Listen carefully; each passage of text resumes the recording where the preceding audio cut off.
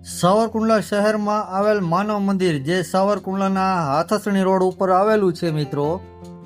માનવ મંદિરે શ્રી માર્ગીય સાધુ કન્યા છાત્રાલય લોકાર્પણ તથા માનવ મંદિરના ત્રિભુવનીય 24 પ્રભુજીના પુણ્ય સમનાર્થે ભંડારાનું આયોજન કરવામાં આવ્યું છે. જે સમયે પરમ પૂજ્ય સંત શ્રી કથાકાર એવા શ્રી મોરારી બાપુ ત્યાં હાજર રહ્યા હતા અને બધા બાળકોએ મોરારી બાપુનું નમન કરી અને ભવ્ય સ્વાગત કર્યું હતું.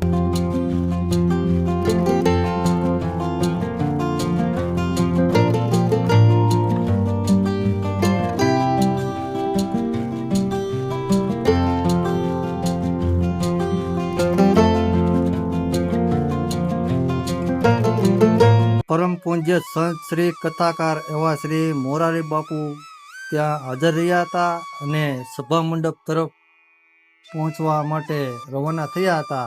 સાથે ભક્તિરામ બાપુ પણ હતા અને ત્યાં રહેલા મનોરોગી બહેનો અને ભક્તો ઘણા બધા લોકો ત્યાં હાજર રહ્યા હતા. તો આ દિવ્ય પ્રસંગે જુનાગઢના શેરનાથ બાપુ ત્યાં હાજર રહ્યા હતા, કથાકાર રવિરામ બાપુ અને ઘણા બધા સાધુ સંતો ત્યાં હાજર રહ્યા હતા.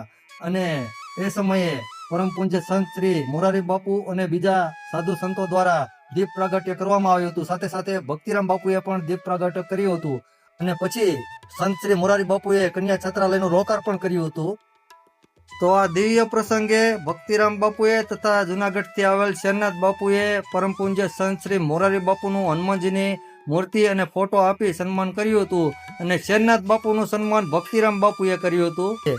અને સાથે સાથે મનીષા દીદીએ નિર્મળા બાનું સન્માન પણ છાલ ઓઢાડી અને હનુમાનજીનો ફોટો આપી અને કર્યું હતું. તો આ દિવ્ય પ્રસંગે માયાબા આહિર અને બીજા બધા ભક્તો પણ ત્યાં હાજર રહ્યા હતા મિત્રો.